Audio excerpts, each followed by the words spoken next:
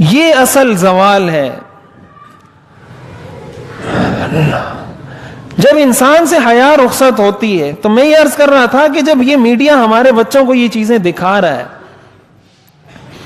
اب یہ تو ان کے ذہن میں بیٹھتی جا رہی ہیں نا یہ چیزیں. یہ آج کی جدید ریسرچ یہ چیز یہ بتاتی ہے کہ ایک چیز اگر آپ صرف پڑھتے ہیں اور پھر آپ اس کو چھوڑ دیتے ہیں, وہ چیز آپ جلدی بھول جاتے ہیں. ایک چیز آپ سنتے ہیں, سن کے چھوڑ دیتے ہیں, وہ چیز آپ جلدی بھول جاتے ہیں. یہ اللہ تعالیٰ نے مختلف حواس بنائے, 5 سینسز, جس کے ذریعے ہم علم حاصل کرتے ہیں. آنکھ کے ذریعے علم حاصل کرتے ہیں, ناک سے حاصل کرتے ہیں, زبان سے حاصل کرتے ہیں, ہاتھ سے حاصل کرتے ہیں. تو یہ جب ایک سینس استعمال ہو رہا ہو, ایک ذریعہ استعمال ہو رہا ہو کسی چیز کو علم حاصل کرنے کا, وہ چیز انسان جلدی بھول جاتا ہے. لیکن ایک چیز ایسی ہے جس کو آپ آنکھ سے بھی دیکھ رہے ہیں, کانوں سے بھی سن رہے ہیں, آنکھوں سے پڑھ بھی رہے ہیں, آنکھوں سے دیکھ بھی رہے ہیں. جتنے زیادہ حواس کسی چیز کو سیکھنے میں استعمال ہوں گے, اتنی وہ چیز انسان کے دل و دماغ میں پختہ ہو جائے گی. اگر ایک چیز کو آپ نے صرف دیکھ کے سمجھا ہے, وہ چیز آپ کے ذہن سے نکل جائے گی. لیکن ایک چیز کو آپ نے دیکھا بھی ہے, سنا بھی ہے, وہ چیز آپ سے اس کے مقابلے میں دیر سے بھولے گی. تو ہم جب اپنے بچوں کو یہ ساری چیزیں دکھا رہے ہیں, تو کیا ہم نہیں سمجھتے کہ یہ ساری چیزیں ہمارے بچوں کے ذہن میں بیٹھتی جا رہی ہیں؟ تو ایک تو ہم اس چیز پر توجہ دیں, ذرا دیکھیں ہمارے بچے کیا کر رہے ہیں, کس طرف جا رہے ہیں. اور ظاہر ہے یہ سب سے بڑی ذمہ داری تو حکومت کی ہے کہ وہ ایسی چیزوں کو بین کرے, ایسی چیزوں پہ پابندی لگائے جس سے بے حیائی پھیل رہی ہے. ہمارے ہاں جو پروڈکٹس بیچی جاتی ہیں, اگر کسی نے اس دن وہ اخبار میں کوئی اشتہار آیا تھا کہ گیس اور ہیٹر جو ہے نا, گیس والا ہیٹر یہ نقصان دہ ہے, ایسا کوئی اشتہار تھا, اور اس میں عورت کی اتنی بڑی تصویر لگائی ہوئی ہے بلا وجہ.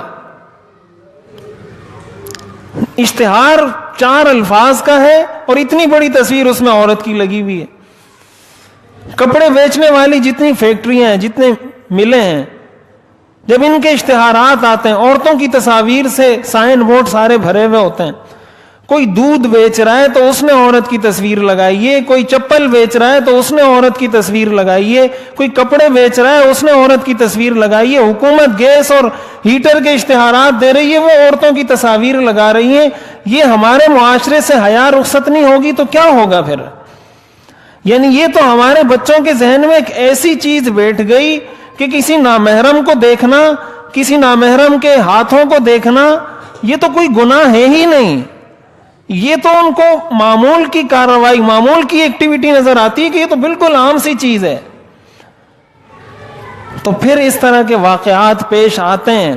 ابھی جو قصور میں واقعہ پیش آیا, 7 سال کی بچی کو جنسی زیادتی کا نشانہ بنا کر 4 آدمیوں نے گولیاں مار کر اس کو جو قتل کیا اس بچی کو. اب انسان سوچتا ہے کہ آخر انسان اتنا درندہ کیسے بن جاتا ہے کہ 7 سال کی بچی کو وہ زیادتی کا نشانہ بنا کر قتل کرتا ہے. یہ درندگی اس کے ذہن میں بٹھائی کس نے آخر؟ 7 سال کی بچی, اور یہ عمل اس کو درندہ ہم لوگوں نے بنایا, ہمارے میڈیا نے بنایا, ہمارے میڈیا مالکان نے بنایا, بے حیائی کے اشتہارات بنانے والے اداروں نے درندہ بنایا ہے ہمیں. تو ایک طرف تو میڈیا نے ہمیں درندگی کی انتہا پہ پہنچا دیا, دوسری طرف انگریز ہمیں کہتا ہے کہ پردہ نہیں کرو, حجاب نہیں کرو, تو ہم کہتے ہیں پردہ کہاں سے آ گیا, حجاب کہاں سے آ گیا, عورتیں بغیر پردے کے گھومیں گی. اور جب اس طرح کے واقعات پیش آتے ہیں تو پھر پریشان ہوتے ہیں کہ پتہ نہیں کیوں ایسا ہو رہا ہے. بھائی جب آپ اپنی بچیوں کی حفاظت نہیں کریں گے, ان کے چہرے کو محفوظ نہیں کریں گے, ان کی حیا کی حفاظت نہیں کریں گے, تو یہ درندے تو میڈیا نے بنا کے پھیلا دیے ہیں اس معاشرے میں, تو اس طرح کے واقعات تو پیش آئیں گے. تو جب انسان کی پھر اپنی عزت تار تار ہوتی ہے, جب اپنے گھر میں ایسا واقعہ پیش آتا ہے, پھر سر پکڑ کے بیٹھ جاتا ہے کہ اب کیا کروں. تو کیا یہ بہتر نہیں کہ ہم پہلے سے اسلام سے زیادہ, قرآن اور حدیث سے زیادہ, اللہ اور اس کے رسول سے زیادہ ہمارا کوئی خیر خواہ نہیں ہو سکتا. جب قرآن اور حدیث نے ہمیں پردے کا حکم دیا ہے، حجاب کا حکم دیا ہے، چہرہ چھپانے کا حکم دیا ہے، پردے کا حکم دیا ہے، تو یقیناً اس میں ہماری دنیا کی بھی فلاح ہے اور آخرت کی بھی فلاح ہے۔ اگر ہم یہ ہیلے بہانے ڈھونڈنا شروع ہو جائیں گے کہ اس سے کیا ہوتا ہے، بعض لوگ کسی کو کہیں تو کہتے ہیں کیا سارا اسلام حجاب میں آ گیا ہے، سارا اسلام پردے میں آ گیا ہے، تو ایک ایک چیز نکالتے جائیں۔ داڑھی کا کہیں تو کہتے ہیں داڑھی کیا، سارا اسلام داڑھی میں۔ کسی کو حجاب کا کہیں تو کہتے ہیں سارا اسلام حجاب میں۔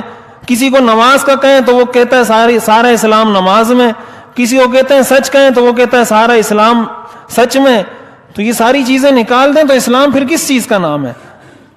انہی چیزوں کے مجموعے کا تو نام ہے اسلام۔ یہ ساری چیزیں ایک ایک کر کے نکال دیں، کیوں؟ اس لیے کہ میڈیا نے ہمارے ذہن میں یہ بات بٹھائی ہوئی ہے۔ یہ حضور علیہ الصلوۃ والسلام کے اس فرمان کا مطلب ہے اذا لم تستحی فاصنع ما شئت، کہ جب تیرے میں حیا نہ رہے تو جو چاہے کر، اس لیے کہ روکنے والی چیز وہ حیا ہے۔ جب حیا رخصت ہو گئی پھر انسان کو کسی گناہ سے، کسی برائی سے، کسی بدکاری سے دنیا کی کوئی طاقت نہیں روک سکتی۔ تو اس لیے ایک تو ہم پر ذاتی طور پر یہ ذمہ داری عائد ہوتی ہے کہ اپنے بچوں کی نگرانی کریں، اپنی بچیوں کی نگرانی کریں، ان کو وقت دیں، ان کی ایکٹیویٹیز دیکھیں، ان کی حرکات و سکنات دیکھیں، وہ کیا کرتے ہیں، کہاں جاتے ہیں، کن سے رابطہ کرتے ہیں، کیا کچھ ان کو ہم اپنے گھر میں دکھا رہے ہیں، اور اس کے ساتھ ساتھ ان کی دینی تربیت کا، ان کی دینی ذہن سازی کا، اگر بچیاں ہیں تو ان کے لیے پردے کا، حجاب کا، ان ساری چیزوں کا اہتمام کریں۔ قرآن اور حدیث کے اگر قریب لائیں گے تو ہماری عزتیں محفوظ ہوں گی، وگرنہ ہماری عزتیں محفوظ نہیں ہو سکتی۔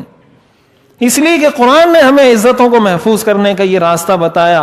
اللہ تعالیٰ نے ارشاد فرمایا لا تقربوا الزنا، زنا کے قریب مت جاؤ۔ جس طرح زنا کرنا حرام ہے، اس طرح ہر وہ عمل، ہر وہ قول، ہر وہ کام کرنا بالکل اسی طرح حرام ہے جو انسان کو اس گناہ کے قریب لے کر جائے، اور یہ ساری چیزیں ہمیں اس گناہ کے قریب لے جانے والی ہیں، لہٰذا ان ساری چیزوں سے بھی بچنا لازم ہے۔ اللہ تعالی ہمیں دین کی صحیح سمجھ اور اس پر عمل کرنے کی توفیق عطا فرمائے۔ وآخر دعوانا